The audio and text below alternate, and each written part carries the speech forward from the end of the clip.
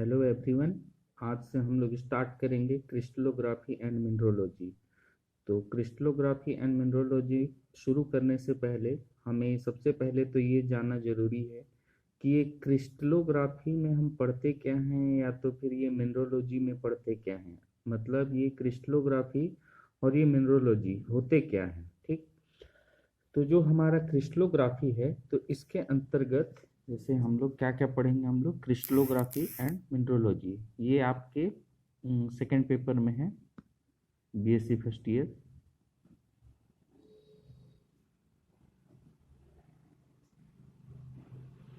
Crystallography and mineralogy.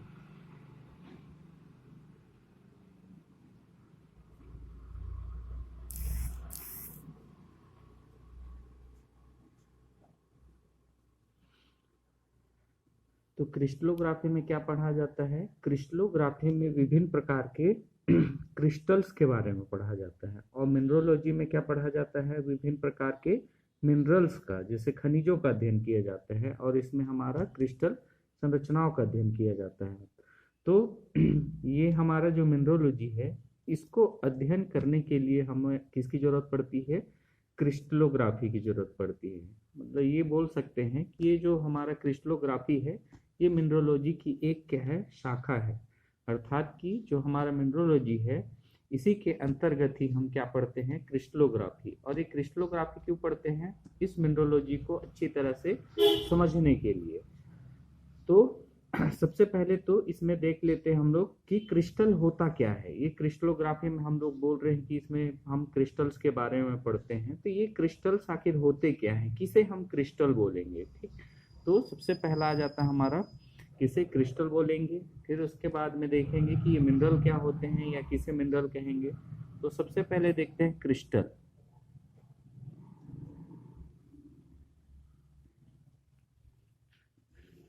तो ये हमारा जो है क्रिस्टल क्या होता है? तो क्रिस्टल का एक सिंपल सा परिभाषा है कि क्रिस्टल जो होता है, ये चारों ओर से क्या होता है? समतल सतहों से घिरा हुआ एक संरचना होता है। एक हमारा बोल सकते हैं ये जियोमेट्रिकल, जो ये क्या होता है, एक जियोमेट्रिक हम लोग का एक सॉलिड होता है, जो कि चारों ओर से क्या होता है?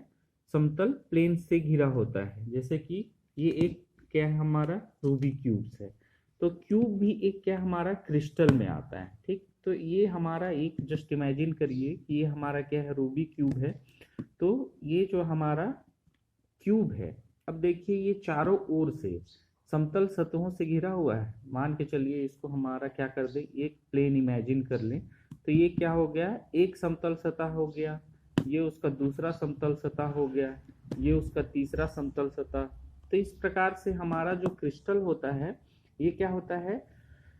चारों ओर से क्या होता है? समतल सतहों से घिरा हुआ होता है, जिसे कि हम क्या बोलते हैं? हम इस समतल सतहों को फलक कहते हैं या फेसेस कहते हैं। तो यही होता हमारा एक क्या? क्रिस्टल। तो इसके बाद में और देखेंगे डिटेल में क्रिस्टल के बारे में। तो यहाँ नॉर्मली समझ सकते हैं कि क्रिस्टल क्या हमारा एक सॉलिड क्या है? स्ट्रक्चर है, या तो फिर सॉलिड पदार्थ होता है, जो कि चारों ओर से क्या होता है? समतल सतहों से घिरा हुआ होता है, ठीक। इसे ही क्या कहा जाता है? हमारा क्रिस्टल कहा जाता है। अब हम किसी को भी क्रिस्टल नहीं कह सकते हैं, या तो फिर क्रिस्टल कहने के लिए हमें क्या क्या चीज होना चाहिए भी आगे देखेंगे। तो जैसे हमने परिभाषा दिया कि क्रिस्टल क्या होता है? सॉलिड पदार्थ होता है, जो कि चारों ओर से क्या होता है? समतल सतहों से घिरा हुआ होता है, जिसे कि हम क्या कहते हैं? क्रिस्टल कहते हैं। तो ये हमारा क्या हो गया? एक क्रिस्टल,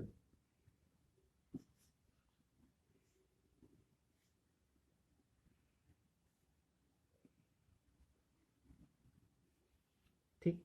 तो ये क्या हुआ है? सभी ओर से क्या हुआ है? समतल सतहों से क्या हुआ है? घिरा हुआ है। मतलब कि ये बहुत सारे फलकों से मिलकर के बना होता है। तो इसमें ये एक सतह हो गया उसका, और इसका क्या हो गया? ये दूसरा सतह हो गया। तो ये जितने भी हमारे प्लेन्स हैं, इन प्लेनों के बंधने के कारण ही हमारा ये क्या होता है? एक ठोस पदार्थ का निर्माण होता है, जिसे कि हम क्या कह देते हैं? क्रिस्टल कह देते हैं। तो ये हो गया आप लोग का क्रिस्टल का सिंपल सा एक परिभाषा कि क्रिस्टल किसे कहते हैं। तो क्रिस्टल क्या होता है, एक सॉलिड पदार्थ होता है जो कि चारों ओर से समतल सतहों से घिरा हुआ होता है, जिसे कि हम क्या कहते हैं, क्रिस्टल कहते हैं। अब जिसे हम क्रिस्टल कह रहे हैं तो उसमें कुछ मुख्य विशेषताएं होनी चाहिए। मतलब ये बोल सकते हैं हम लोग कि जिसे हम क्रिस्टल कह रहे हैं, जैसे इसको मैं अगर क्रिस्टल बोलना चाहूँ तो इसको क्रिस्टल बोलूंगा तो इसमें क्या कौन कौन से प्रॉपर्टीज और होने चाहिए। ठीक, तो ये बस समतल सतहों से घिरा होना चाहिए, ये जरूरी, बस इतना ही काफी नहीं है। इसके कुछ कुछ क्या होते हैं, प्रॉपर्टीज होते हैं, जैसे कि हम लोग इसको क्या बोल सकते हैं, इसके कैरेक्टरिस्टिक्स होते हैं। तो ये जो प्रॉपर्टीज होते हैं या तो फिर इसके जो गुण होते हैं, एक क्रिस्टल में क्या क्या चीज़ों मतलब चीज इंपॉर्टेंट होते हैं या किन किन चीज़ों से हमारा जो क्रिस्टल है वो बना होता है, तो वो देखते हैं। तो इसका हम लोग देख लेते हैं अब जनरल कैरेक्टरिस्टिक्स।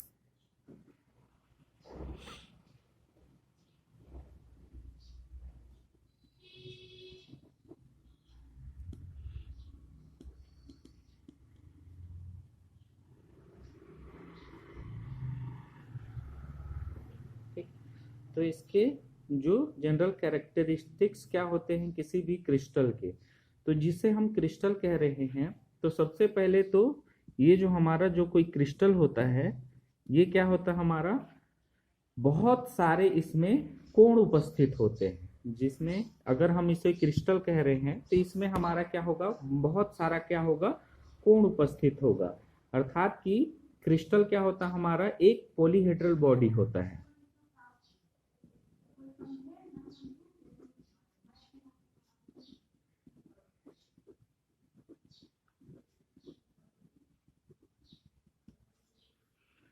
ठीक, तो जिसे हम क्रिस्टल कह रहे हैं वो क्या होना चाहिए, बहुत सारे एंगल्स से मिलकर के बना होना चाहिए। मतलब उसमें जो हमारा क्रिस्टल है उसमें बहुत सारे मल्टी एंगल्स मिलेंगे, बहुत सारे क्या मिलेंगे, कोण मिलेंगे।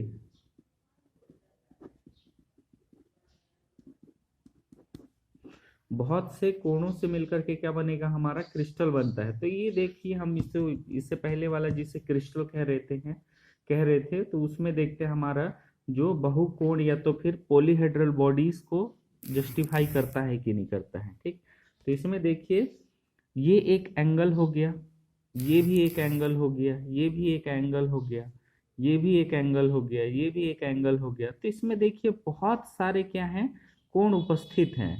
ठीक, तो हमारा जो भी क्रिस्टल रहेगा वे बहुत सारे कोणों से मिलकर के बना होता है। या तो इसको दूसरे शब्दों में बोल सकते हैं कि जो हमारा क्रिस्टल होगा उसमें बहुत सारे कोण उपस्थित रहेंगे। अर्थात कि जो हमारा क्रिस्टल है वो क्या होना चाहिए, मल्टी एंगुलर होना चाहिए। मतलब उसमें बहुत सारे क्या होने चाहिए, कोण उपस्थित होने चाहिए। और उसके बाद में इसमें सेकंड चीज क्या देख सकते हैं, किसी भी क्रिस्टल को क्रिस्टल बोलने के लिए या तो क्रिस्टल के जो कैरेक्टरिस्टिक्स होते हैं या उसके गुण जो होते हैं, उसमें क्या देखते हैं कि ये जो हमारा क्रिस्टल होता है, ठीक, किसी भी क्रिस्टल का जो हमारा क्या होता है, आंतरिक परमाणविक आणविक जो संरचना होती है वो निश्चित रहती है। मतलब कि जो हमारा क्रिस्टल है वो क्या होता है, परमाणु लेवल पे या हाँ परमाणविक लेवल पे क्या होता है, इसका संरचना सभी का समान होता है। हमारे जितने भी क्रिस्टल सिस्टम्स हैं, जैसे कि हमारा क्यूबिक सिस्टम, टेट्रागोनल, हेक्सागोनल, तो ये सब क्या है, हमारे बहुत सारे क्रिस्टल सिस्टम्स हैं। तो इन सभी में हमारा क्या होगा, जो इंटरनल एटॉमिक जो स्ट्रक्चर रहेगा वो क्या रहेगा, हमारा फिक्स रहेगा। अर्थात कि जैसे क्यूब है तो अब उसका इंटरनल स्ट्रक्चर आप लोग का सेम रहेगा, उसके बाद में टेट्रागोनल का सेम रहेगा, हेक्सागोनल का सेम रहेगा। तो जिस क्रिस्टल सिस्टम में वो क्रिस्टलाइज होते हैं तो उसी हिसाब से उसका क्या होगा, मतलब इंटरनल एटॉमिक संरचना जो रहेगा वो बनेगा। तो उसी के आधार पर हमारा जो क्रिस्टल है उसका शेप आता है। ठीक, तो इसमें आप लोग ये जान लीजिए कि इसका जो हमारा आंतरिक परमाणविक जो संरचना रहता है, ठीक, वो क्या रहता है, हमारा निश्चित रहता है।